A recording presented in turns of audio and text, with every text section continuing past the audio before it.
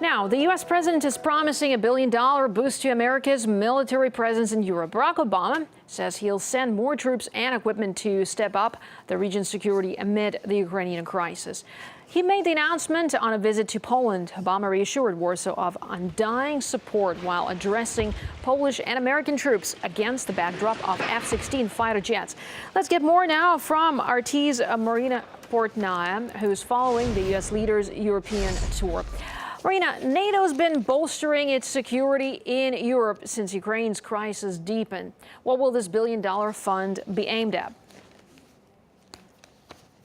Well, the funding U.S. President Barack Obama announced during his visit to Poland seeks to increase exercises, training, and rotational presence of U.S. troops across Europe. According to the White House, the program is designed to bolster the capacity of countries, including Georgia, Moldova, and Ukraine, which some are not even NATO countries, to better work alongside the U.S. and NATO, as well as to provide for their own defenses. U.S. President Barack Obama says that America values its relationship, its security agreements with Poland and Europe as the cornerstone for its own security. Now, the U.S. is sending more troops and equipment to Eastern Europe, it says, to also reaffirm its commitment to its NATO allies. And President Obama has called on other NATO members to follow by example, specifically to step up by increasing their own role in the alliance's collective defense. Now, of course, other countries cannot spend like America.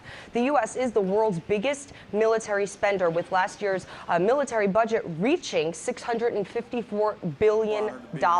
It's already spent huge sums of money boosting its military presence in Europe. Now, the $1 billion European Reassurance Initiative, the plan Obama recently announced, still has to be approved by Congress. Obama claims that the initiative was proposed in light of the new security challenges on the continent, but says that this spending would not come at the expense of other defense priorities, such as the U.S. commitment to the Asia-Pacific rebalance. President Obama also claims that this military building in Russia's backyard, essentially, is not meant to antagonize Moscow. The U.S. leader says Washington is interested in good relations with Russia, but some would argue that America's actions is speaking a lot louder than its words. All right, Marina, thanks so much for this update. Marina Portnaya there.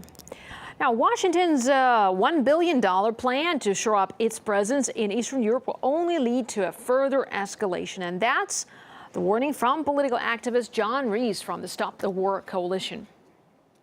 I think it's obvious that the immediate background to this is the crisis in the Ukraine, and what that signals is that we're into a much more dangerous period of interstate rivalry, even than the period of the War on Terror. In the War on Terror, by and large, the major states in the world agreed, or reluctantly perhaps, allowed the Americans to carry out operations with their allies against very tiny states in the world. But we're now in a situation where the Russian state, the Chinese state, the American state and its European allies are now beginning to move into conflict amongst themselves. They all have their own interests, of course, but the American state is by far the biggest arms spender in the world. With its allies, it has over 50% of the total arms budget of the world, and it's in an expansionist mood.